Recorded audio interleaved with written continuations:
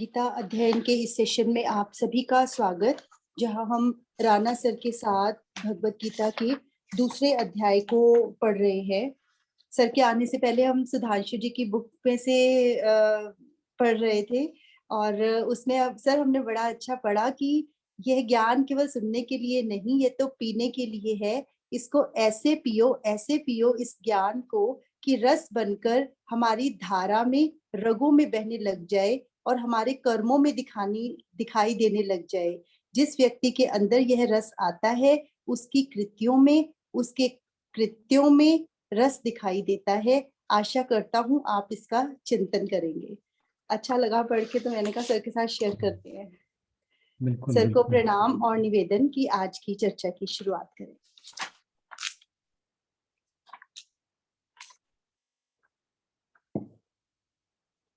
पहले तो as usual sorry हम क्षमा बोल देते प्रार्थना। हैं। नहीं सर, सबको मौका मिल जाता है पढ़ने का, आप चिंता मत किया करो। आप अपने कंफर्ट के अकॉर्डिंगली या फिर जैसे भी नहीं, आप ट्राई कर आज रहे थे, नेटवर्क की वजह से। नेटवर्क के आज इशू हो गया था। लाइट तंग कर रही है, आज थोड़ा लाइट इधर भी जा रही है बार बार। लाइट का इशू नहीं था, पर पता नहीं कल भी था, इसीलिए जब हम मेडिटेशन करने लगे वो अब लिंक ही गायब हो गया। तो इस टाइम कुछ था, मैं ध्यान रखूंगा कि थोड़ी देर पहले ही वो सारी चीज़ें एक बार चेक कर लिया करूँ। Anyhow, let us start. वसुदेव सुतं देवं कंसचाणूरमर्दनं देवकी परमानंदं कृष्णं वंदे जगद्गुरुं। सभी को बहुत बहुत प्रणाम। हम बहुत ही प्यारी चर्चा पर चल रहे हैं आजकल, और जिसमें भगवान जी हमें ये बता रहे हैं कि जो स्थित प्रज्ञ है, यानी जिसकी प्रज्ञा स्थित है, उसके क्या लक्षण हैं, उसका वो कैसे संसार में व्यवहार करता है, कैसे परिस्थितियों का सामना करता है। तो ये सभी बातें भगवान जी हमें बताते आ रहे हैं, और इसी जर्नी में उन्होंने हमें बताया कि किस प्रकार मन को संयम में रखने से जो हमारा आध्यात्मिक पथ है वो बाधा रहित हो जाता है। और फिर 2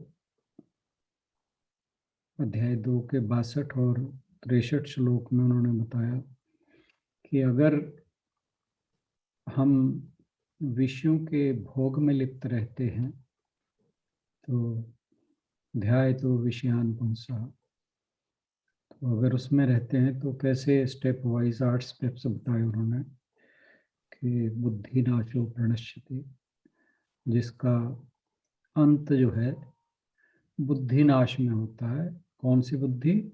आध्यात्मिक बुद्धि, यानी वो व्यक्ति आध्यात्मिक पथ से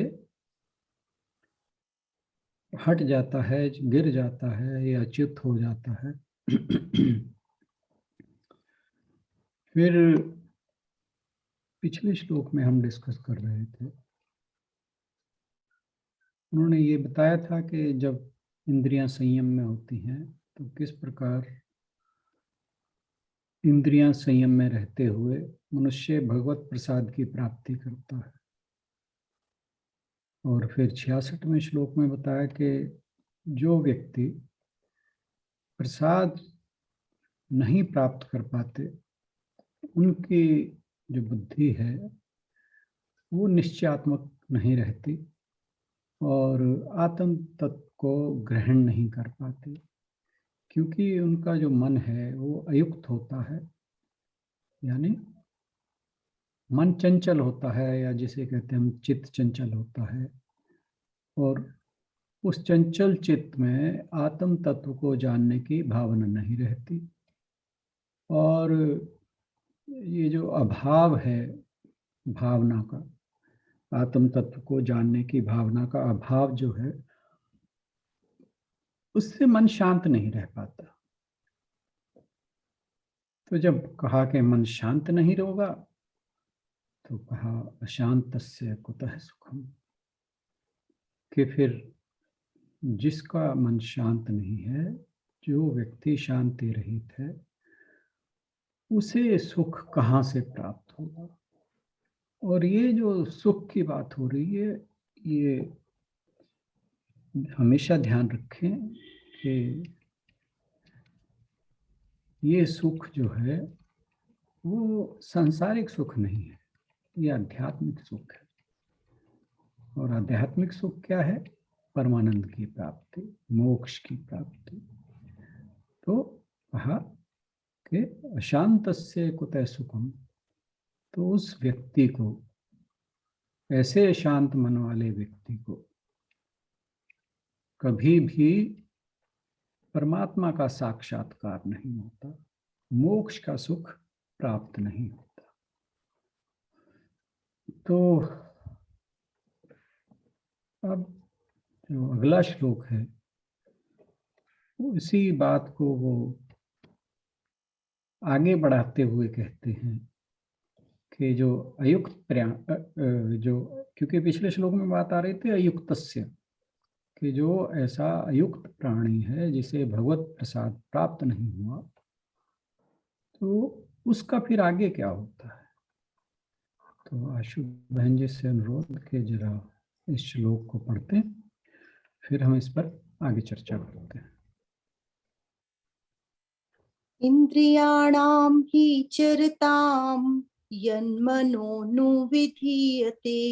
तदस्य हरति प्रज्ञां वायुर्नावमिवाम्भसि। जैसे जल में चलने वाली नाव को वायु हर लेती है, वैसे ही विषयों में विचरती हुई इंद्रियों में से मन जिस इंद्री के साथ रहता है, वह एक ही इंद्री इस अयुक्त पुरुष को की बुद्धि को हर लेती है। आपको ध्यान होगा कि हम एक बार इंद्रियों के संयम की चर्चा कर रहे थे, तो मुझे ध्यान नहीं आ रहा कौन था, कौन सा ग्रुप मेंबर था, वो कौन बहन थी जिसने कहा था कि किसी एक इंद्रिय से कुछ खास फर्क नहीं पड़ता। मुझे बिल्कुल ध्यान नहीं है किसने बात की थी, कि अगर हम किसी एक इंद्रियों को छोड़ भी दें, तो अगर बाकियों को भी अगर हम वश में कर लें, तो भी हम लक्ष्य को प्राप्त कर सकते हैं। तो जब मैं ये श्लोक समझने की कोशिश कर रहा था, मुझे वो बात एकदम से याद आ गई। और तो भगवान जी इस विषय में हमें सचेत करते हुए कहते हैं कि अगर एक इंद्रिय के साथ भी कुछ समस्या है, हम एक इंद्रिय के भी वश में हो जाते हैं, तो ऐसे भटक जाते हैं जैसे जो एक नाव है पानी के अंदर बहती हुई, जब वायु की प्रचंड लहरें उस नाव को तीतर बीतर कर देती हैं, तो वो नाव जो है अपना रास्ता भटककर कहीं किसी भी ओर जा सकती है। तो इस श्लोक का यही तात्पर्य है। जरा हम इसको शब्दार्थ को समझने की कोशिश करते हैं। इंद्रियाणाम ही चरताम, फिर कहा यन मनोनु विधीयते। ये जो यन मनोनु विधीयते है, इसका अर्थ है, इसको अगर हम स्प्लिट करें, संधि छेद करें, यत मनः अनुविधीयते तदस्य हरिति प्रज्ञां वायुर्नावम इवाम्भसि। यानी ये भी, इसको भी अगर संधि छेद करेंगे, तदस्य हरिति प्रज्ञां तो ठीक है, वायु नावम इव अम्भसि। तो कहा कि क्योंकि अपने अपने विषय की ओर चलने वाली इंद्रियाणाम, चरताम का मतलब जो अपने अपने विषय की ओर चलती है। किसकी बात हो रही है?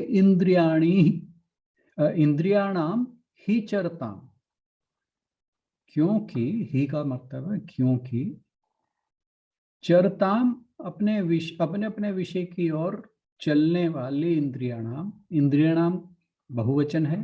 कौन कौन सी? जैसे हमारी स्वाद की इंद्री है, श्रोत्र की इंद्री है, नेत्र की इंद्री है। तो कि यत किसी जो एक इंद्रिय के साथ, किसी भी एक इंद्रिय के साथ यत मनः अनुविधीयते,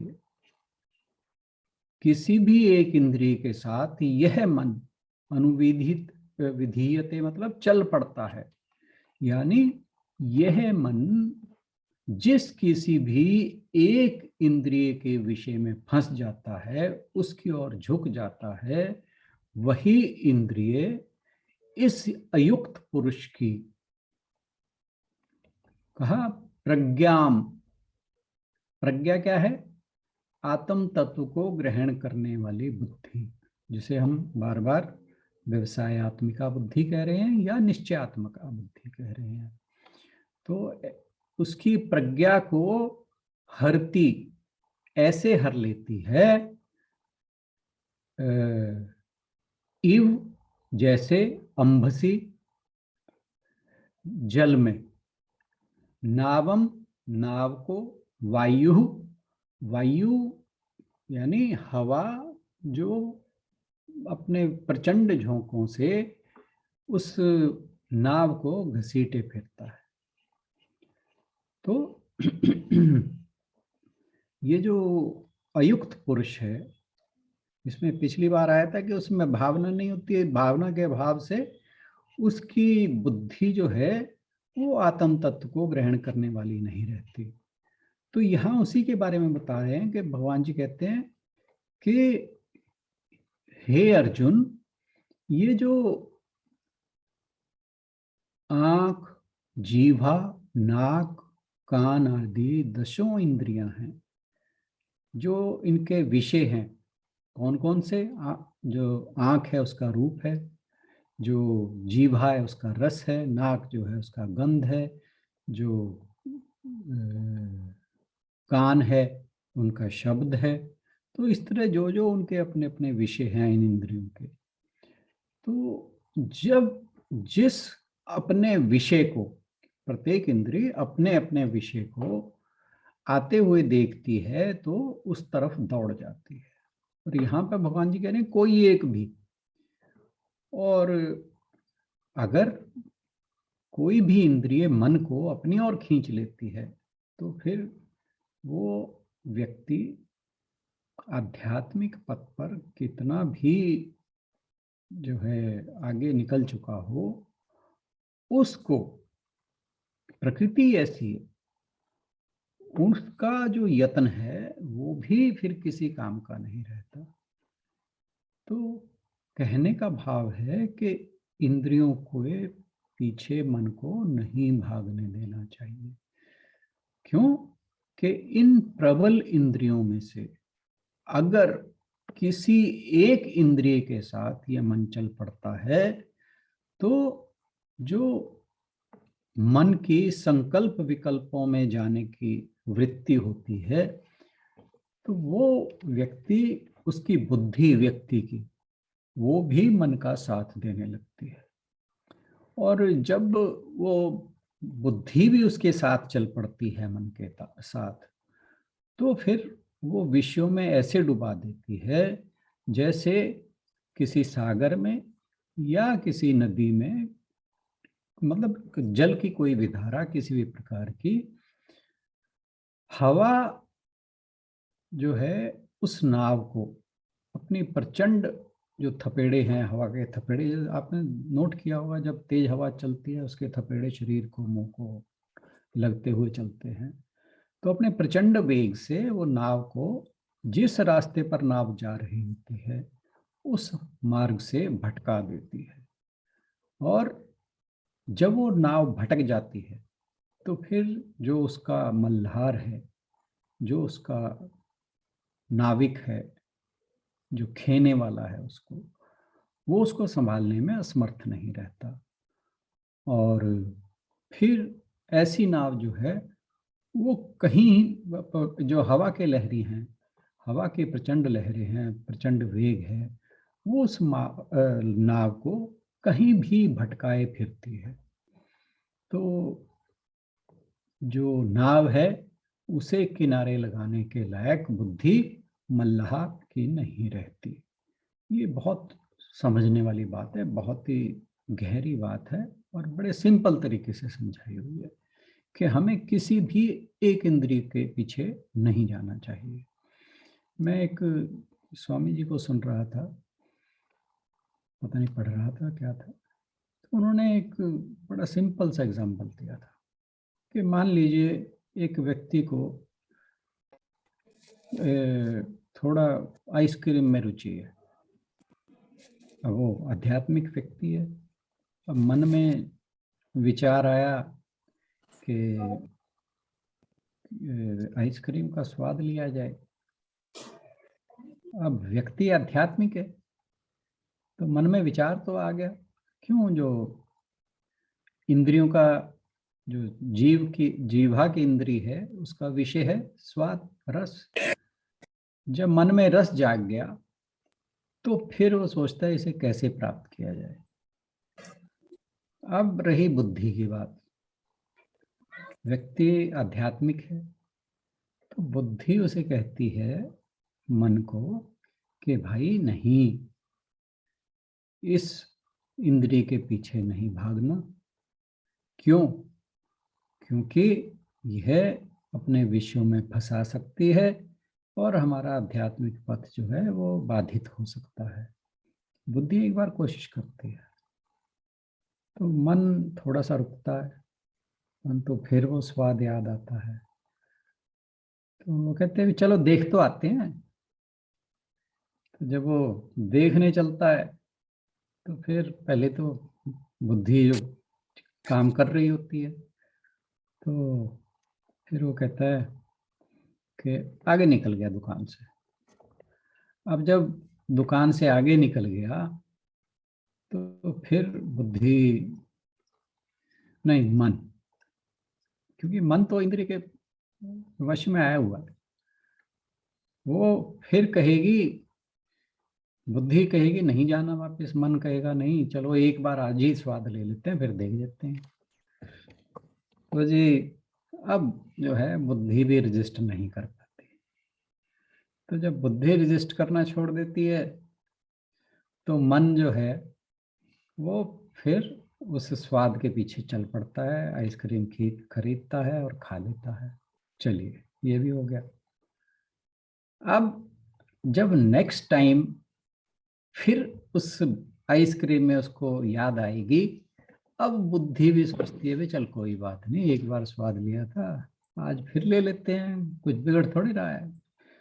तो मेडिटेशन है या गीता जी का पाठ है, चलो वो भी चलता रहेगा, या एक दिन मिस भी होगा, क्या हो जाता है। जैसे हमारे ग्रुप पे एक समय 50 बंदे थे, आज 14 ही रहेंगे। पर किसी के लिए ये टिप्पणी नहीं है। वो मैं जब 14 दिखे तो मुझे एकदम से याद आ गया। क्योंकि जब मैंने ज्वाइन किया था तो या तो मैं ही पनौती बन के आया, तो तब तो 50 थे। नहीं नहीं सर, एक्चुअली ना अब वो YouTube पे जाने लग गया है ना, तो सबको वो कंफर्टेबल लगता है अपने हिसाब से कि बाद में तो सुन ही लेंगे। वो रीजन है, नहीं शायद बंद चलो, करना पड़ेगा YouTube पे डालना हो। ये तो हंसी की बात है, थोड़ा सा मजाक भी कभी कभी अच्छा लगता है। मैं वो बात नहीं कर रहा हूँ। अब नेक्स्ट टाइम जो है ना बुद्धि वीक हो जाती है, फिर धीरे धीरे जब बुद्धि वीक हो जाती है फिर वो एक आदत बनने लगती है, और जहां आदत बन गई बस फिर ये जो भगवान जी नाव की बात कह रहे हैं ना, बस फिर वो ऐसा ही काम होता है उसका, फिर आध्यात्मिक पथ जो है वो भटक जाता है। तो बहुत ध्यान रखना है हमें। आपने ध्यान दिया होगा, जब एक कोई व्यक्ति नई नई घुड़सवारी सीखता है तो सबसे पहले उसे एक ही चीज सिखाई जाती है कि घोड़े की लगाम को अपने वश में रखो। तो घोड़े की लगाम को वश में रखना ऐसा ही है जैसे अपनी इंद्रियों को वश में रखने जैसा है। और उसी यही कहता है कि भी लगाम नहीं छोड़नी। अगर लगाम छोड़ दी तो ये जो घोड़ा है ये तेरे को कहाँ ले जाके फेंकेगा कुछ नहीं पता। तो आपको ध्यान होगा कि भगवान जी ने कुछ श्लोक पहले एक कछुए का उदाहरण दिया था कि जब जो इंद्रियों के विषय हैं वो मन को खींचते हैं, तो जो आध्यात्मिक व्यक्ति है वो कछुए की तरह, जैसे कछुआ अपने अंगों को अंदर समेट लेता है जब उसे कोई किसी बात का खतरा होता है, तो ऐसे ही जो आध्यात्मिक व्यक्ति है, योगी है या जिज्ञासु है, वो जहाँ उसे लगा कि हमारी ये जो इंद्रियां हैं उसे हमें विषयों की ओर खींचे जा रही हैं, तो वो अपने आप को, अपनी इंद्रियों को कछुए की भांति अंदर समेट लेता है। तो ये एक तरीका है उसको वश में करने का। और यहाँ पर भगवान जी बता रहे हैं कि कोई एक इंद्रिय भी, अभी मैंने जो बात की वो जीवा की बात की। अब मान लो कि एक व्यक्ति को कहीं बैठा है तो और बातें चल रही हैं, चर्चा चल रही है, चर्चा आध्यात्मिक नहीं सांसारिक चर्चा चल रही है। तो जैसे मैं कहा करता हूँ कई बार के जब लेडीज सत्संग में जाती हैं तो वो सास की, बहू की अपनी चुगलियाँ करनी ज़्यादा में उसमें इंटरेस्ट में रहती हैं। तो अगर व्यक्ति ठीक ठाक है और कभी उसका मन जो है ऐसे ग्रुप में वो बंदा घिर जाए और उसको कोई चुगली सुन ले, अगली बार वो फिर जो मन है, बुद्धि है, वो उसी ग्रुप में उसको लेके जाएगी। तो मतलब ये एक दो एग्जांपल मैंने इसलिए दिए कि हम समझ सकते हैं कि कोई भी एक इंद्री जब उसे व्यक्ति को अपने विषय की तरफ खींचेगी तो वो फिर बुद्धि को हर लेती है। और बुद्धि कैसे हरी जाती है? जैसे एक जो नाव है वो वायु के प्रचंड लहरों के साथ तीतर बीतर हो जाती है।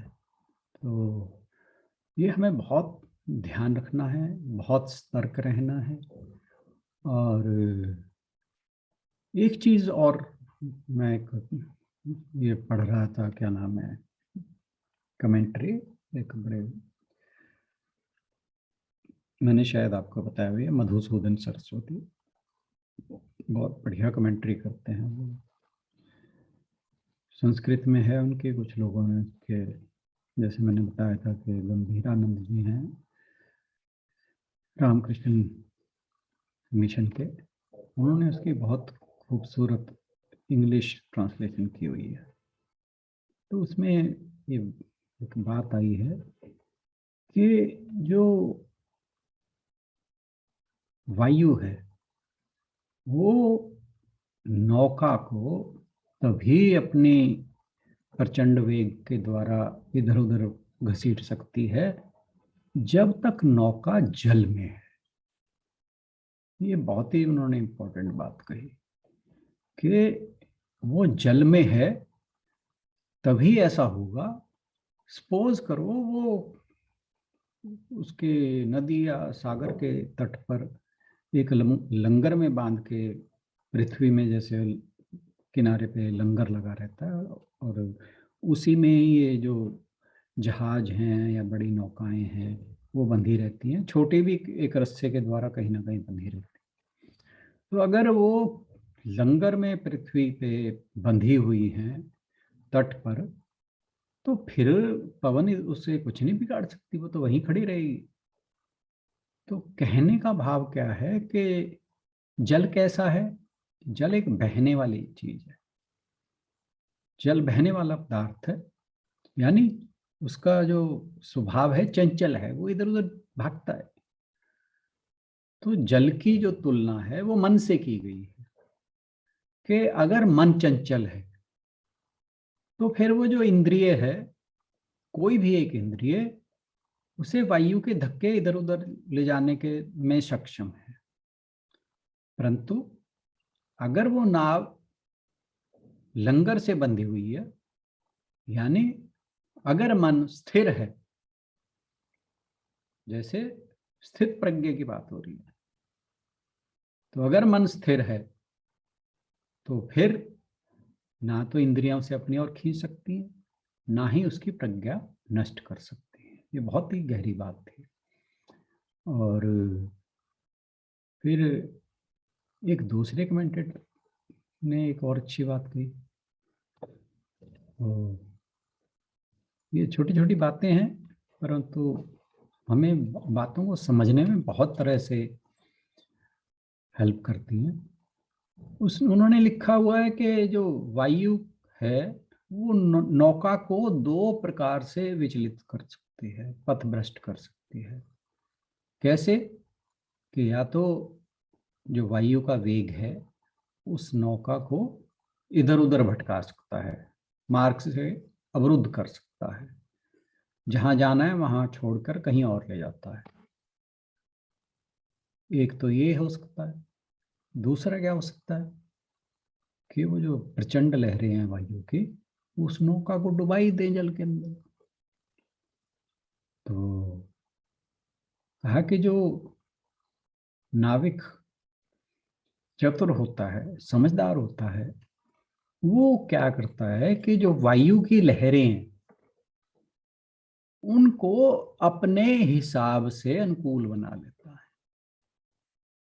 जैसे कुछ आपने ध्यान दिया होगा, कुछ नौकाओं में एक वो मस्तूल बोलते हैं उसको, हिंदी में वर्ड नहीं मुझे याद आ रहा,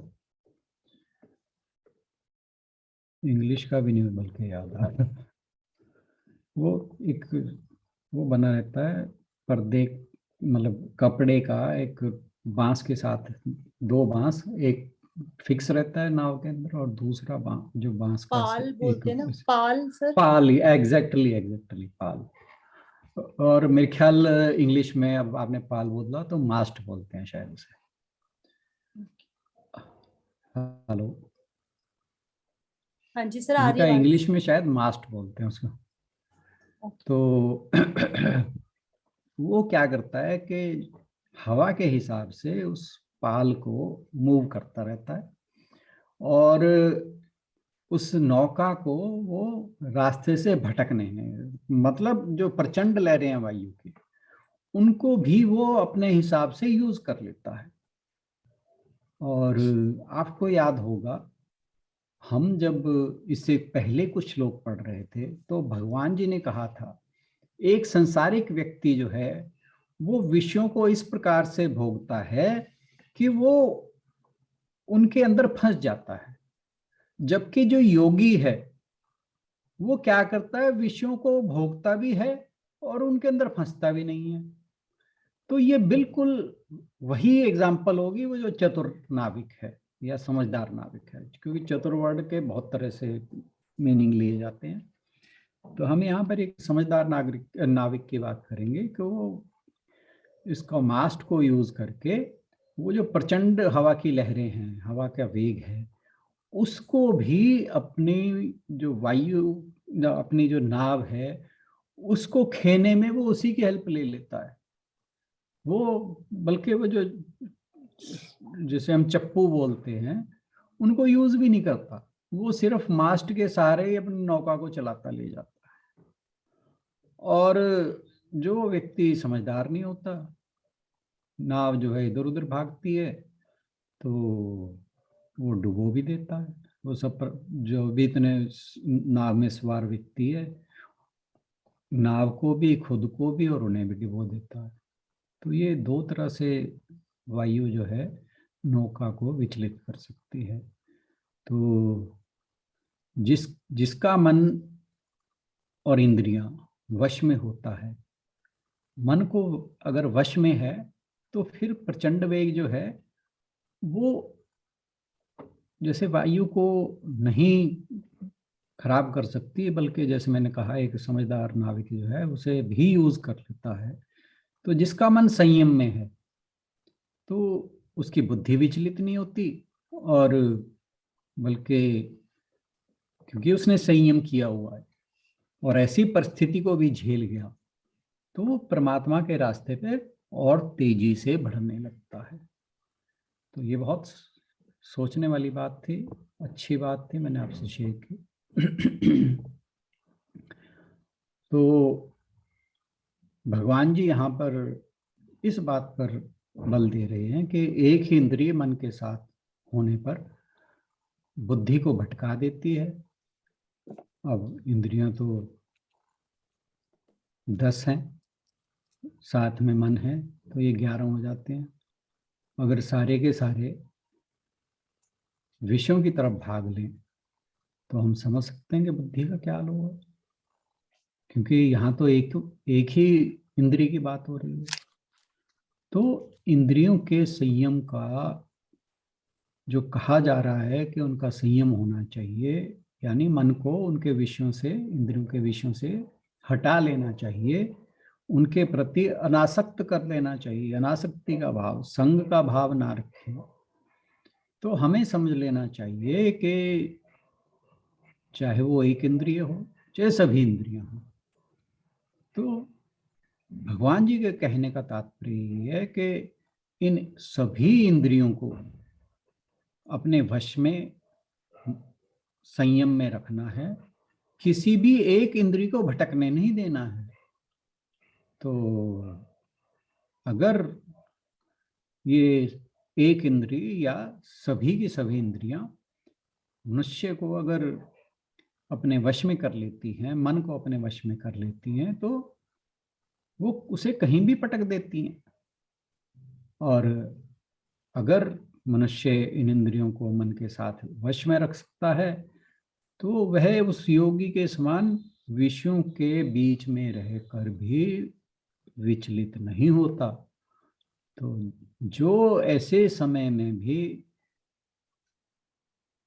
विषयों के अंदर रहते हुए भी विचलित नहीं होता, उसी को भगवान जी ने स्थित प्रज्ञ कहा है। तो और ये हमें समझना चाहिए कि ये जो पूरा का पूरा संसार है, जो हमें सच प्रतीत होता है। टाइम क्या हो गया? टाइम तो बहुत ज़्यादा हो गया। चलिए ख़त्म करते हैं इसको। तो ये जो संसार है ये विषयों का एक महासागर है, ये हमें हमेशा याद रखना चाहिए। तो अगर विषयों के रस में अलिप्त रहेंगे, आसक्ति नहीं रखेंगे, तो हम इस संसार सागर को बड़े आसानी से पार कर सकते हैं। और अगर संसार सागर पार हो गया तो बस फिर सामने तो भगवान जी स्पष्ट दिखाई देते हैं, साक्षात दिखाई देते हैं। आत्म साक्षात्कार, ईश्वर का साक्षात्कार, ये सब एक ही बातें हैं। तो ये कब होगा?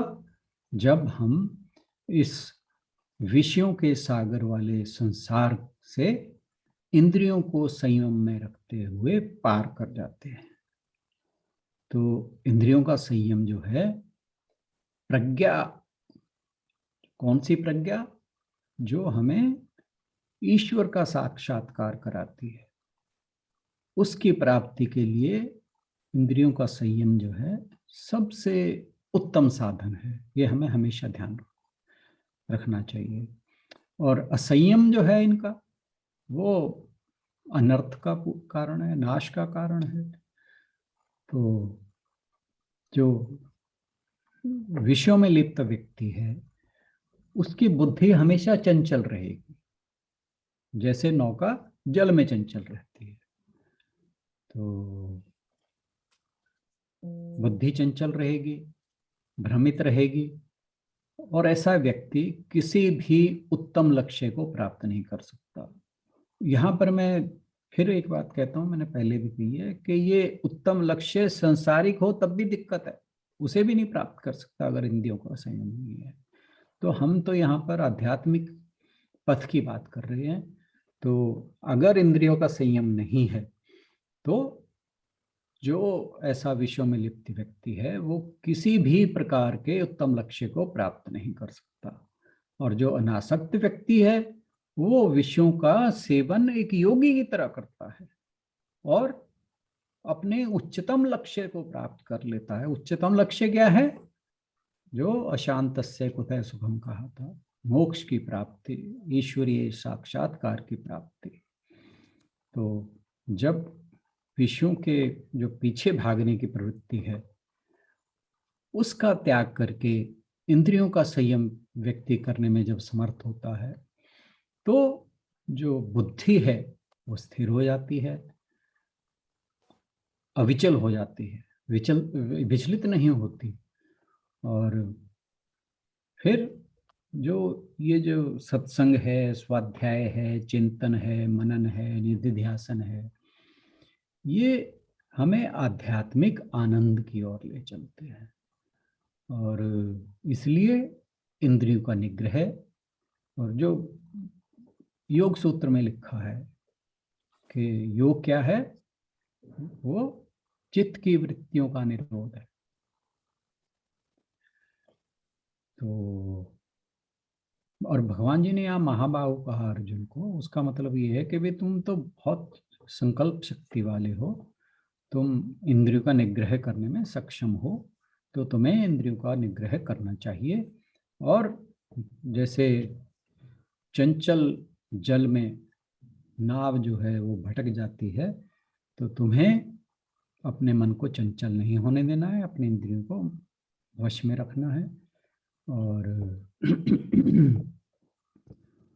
अपनी जो बुद्धि है उसे व्यवसायत्मिका रखना है, यानी निश्चयात्मक बुद्धि रखनी है। और अगर बुद्धि निश्चयात्मक नहीं होगी तो फिर उसकी दशा भटकती हुई नाव जैसी हो जाएगी। और इसलिए यानी मन जो है उसे इंद्रियों के साथ साथ मन को भी जो भोग बुद्धि है उससे बचा कर रखना है। और जब मन जो है भोग बुद्धि में नहीं फंसता तो फिर जो है मनुष्य स्थित प्रज्ञ हो जाता है। तो जो ये स्थित प्रज्ञ की बात हो रही है इन श्लोकों में, बात सारी एक ही आ रही है। वो कभी ये बताते हैं भगवान जी कि कैसे हो जाता है, फिर ये बताते हैं कैसे नहीं होता, कैसे भटक जाता है। तो ये सारे श्लोक जो हैं ये यही बातें कर रहे हैं। और 67वां श्लोक आ गया, आगे 4-5 श्लोक में जो ये टॉपिक है स्थित प्रज्ञ का, इसका भगवान जी समापन कर देंगे। आज के लिए इतना ही, बहुत बहुत धन्यवाद। धन्यवाद राणा सर। मनड़ा थारे मते चलूं तो सीधे नरक ले जाए, लेकिन अगली लाइन है रे मन मोहरे तो हे काहे विधि समझाऊं। तो कल आप हमें ये समझाना कि उसे समझाना कैसे। ये तो पता चल जाता है, अपने आप को पता चल रहा होता है, जैसे आपने कहा कि ये चीज गलत है, लेकिन उसको समझाने के भी आपके पास कोई ना कोई फॉर्मूलाज होंगे। तो कल आप जरूर हमें कुछ ना कुछ बताइएगा कि धीरे धीरे हम कैसे मेरे पास तो कुछ नहीं है, भगवान जी सारे फार्मूला ही तो बता रहे हैं चैप्टर के अंदर। आप मैंने देखिए, मैं हमेशा शुरू से कहता आ रहा हूँ कि इस चैप्टर को मैंने पर्पजली लिया था ताकि हम जो गहराई है गीता की वो एक बार में समझ लें। बाकी एक्सप्लेनेशन तो फिर पूरे बाकी के जो 16 अध्याय हैं उनमें है ही है। वो जैसे हनुमान जी ने भगवान राम से पूछा कि मैं जो आत्म तत्व का ज्ञान है वो कैसे प्राप्त करूं, तो उन्होंने कहा, भगवान जी ने कहते तू ना मांडुक्य उपनिषद पढ़ ले। मांडुक्य उपनिषद के अंदर मेरे ख्याल 8 श्लोक हैं सिर्फ, परंतु बहुत गहरे हैं। तो उन्होंने कहा कि भगवान जी तो 8 श्लोकों में अगर सारा रहस्य ना समझ आया तो फिर कहा फिर 108 उपनिषद पढ़ी। तो ऐसा ही कुछ ये दूसरा अध्याय है। बहुत ही गहरा है, बहुत ही मतलब ये कहें कि मैं तो मानूंगा कि विस्तारात्मक भी है। भगवान जी ने सारा ज्ञान गागर के सागर की तरह, गागर में सागर की तरह यहाँ पर भर दिया है।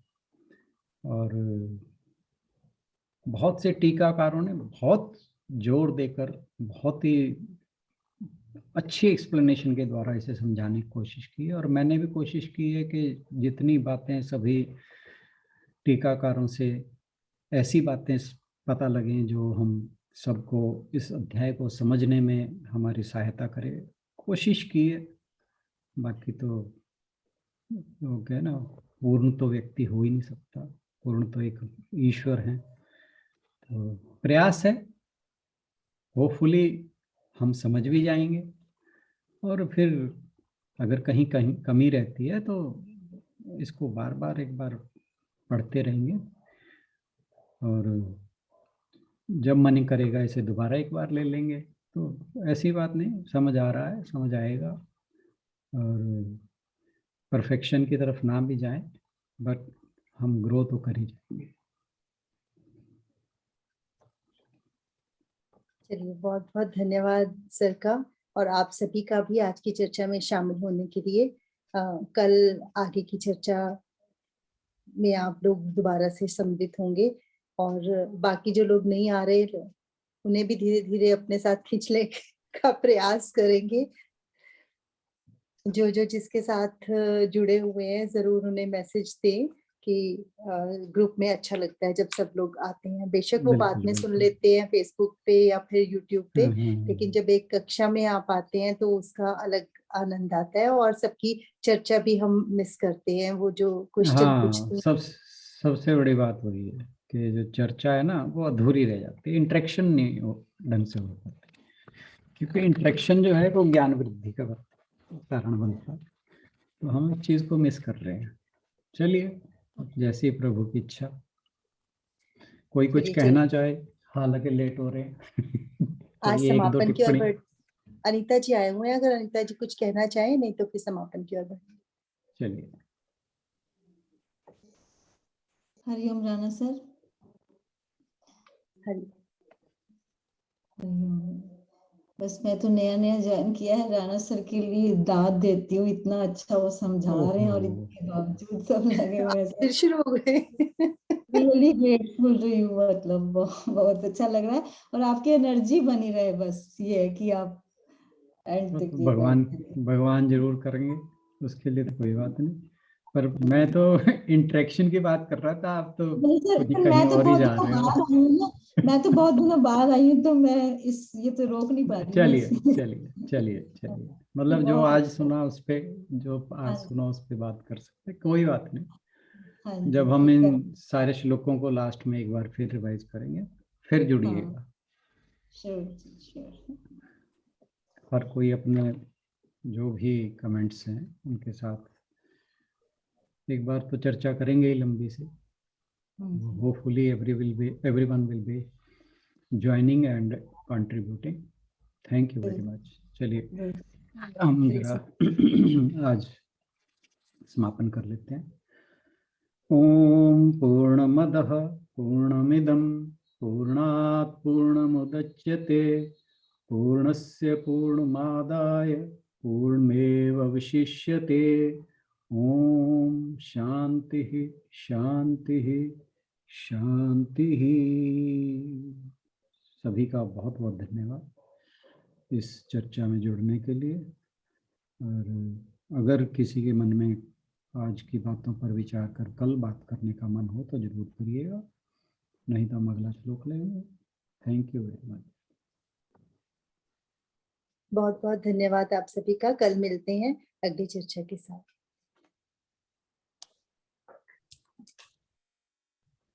मैं बहन जी थोड़ा सा ब्रेक लूंगा।